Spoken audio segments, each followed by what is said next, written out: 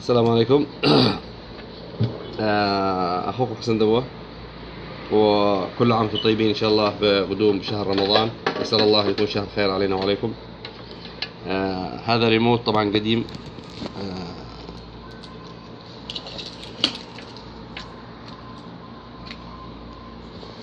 ريموت قديم، قديم جديد ممكن نسميه، إنما هو بالنسبة لتشغيلها شركة قديمة. هذه فاينوم، هذه الشركة. هذا كرتونة برضه، تشوف الكرتون، قربها شوي. ايوه. جابه الزبون طبعا، مش موجود طبعا في السوق هو، او مش موجود عندي انا شخصيا. جابه الزبون وجابه بدون كتالوج، ف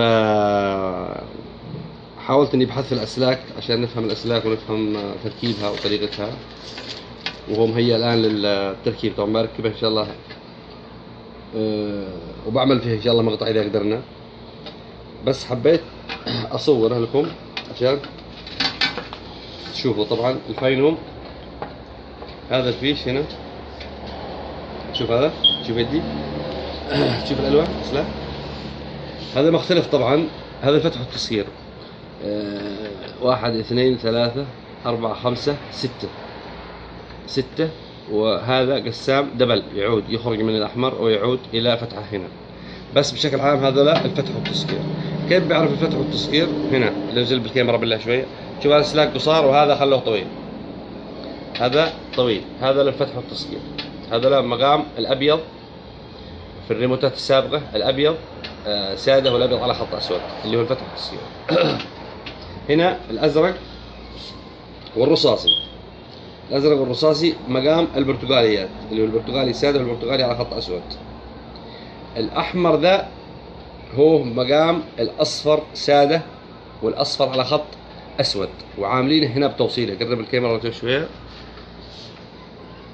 عاملينه بتوصيله مع بعض، يعني يروح بدل ما يطلعوا سلكين طلعوا سلك واحد وأضافوه إلى الأحمر، فذا يعتبر سلكين، اللي هو الأحمر الأصفر على خط أسود والأصفر سادة، وهذول رصاصي وأزرق يعتبروا البرتقاليات. السيارة اللي بيركب فيها الريموت بيركب في سيارة نيسان، والسيارة النيسان معروف إنها محتاجة الحبة سايق في باب السايق. هذولا بيروحن، هذولا الاثنين مع بعض بيروحن ماس، والأحمر بيروح كهرباء،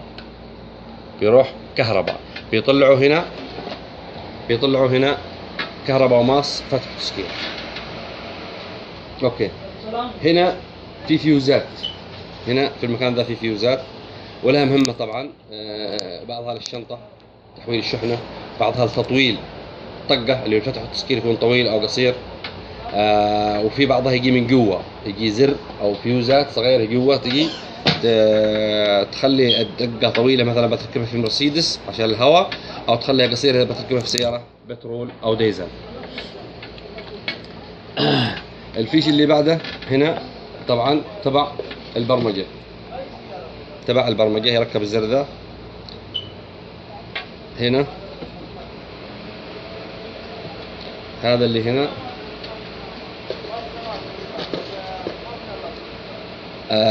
اللي بعد هذا خاص بالتشغيل، وفيهم سلك طبعا مهم جدا. هذا اللي هو الاويل، الزيت، يروح اويل، يروح ارميشن اسمه دينامو، يروح حساس الزيت، يروح اي مكان فيه كهرباء ما بعد التشغيل. او هذه الاجهزه القديمه تقدر الحبل حق الكويل اللي يجي في الماكينه، تشوف يدي، تشوف الحبل اللي في اللي هو حق البواقي حق السياره، تقدر هذا السلك توديه بدون ما توصل له كهرباء، توديه وتلفه على حبل الكويل، لف بس تكون لفه طويله بهذه الطريقه بدون توصيله، لف فقط، وتلبسها شطرطون يؤدي المهمه. مجرد ما تشتغل السياره تجي اشاره في السلك هذا وتخبر الجهاز انه السياره شغاله. هنا هذا قسم التشغيل. هنا مع الأحمر هذا كهرباء ماس، كهرباء ماس، هذول اهم شيء طبعا، هم الاساس في الاول، كهرباء وماس. هنا معنا اثنين براون بني، الطقة الأولى في السويتش، الأزرق الطقة الثانية وكررها أكثر من مرة، وستارت. هذا ستارت تشغيل. هنا في فيش آخر وهو الأساسي للريموت العادي اللي هو بدون تشغيل، ماس برضه شغلة سالبة، كهرباء، وإنارة جاية أخضر، إنارة جاية أخضر. السنسر الخبط برضه جاي هنا. سويتش دور جاي بني على خط أبيض، بني على خط أبيض، ما هو بأزرق، عشان تعرفوا الألوان. وذول هنا في أشياء ما نستعملها. الصوت، صوت الهرن أو السماعة. أيوه السماعة هذه، هذا بيروح لها بيركب فيها أبيض على خط أحمر. وهنا معنا قاطع ومعنا بريك، هذولا قد يستعملوا وقد ما يستعملوا، لكن في التشغيل يستعملوا، في التشغيل نستعملهم.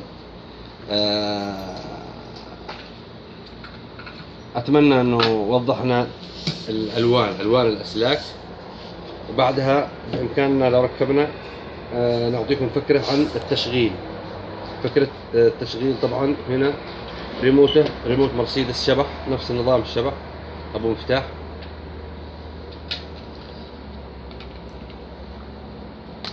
بطارية تجي في الداخل حبتين.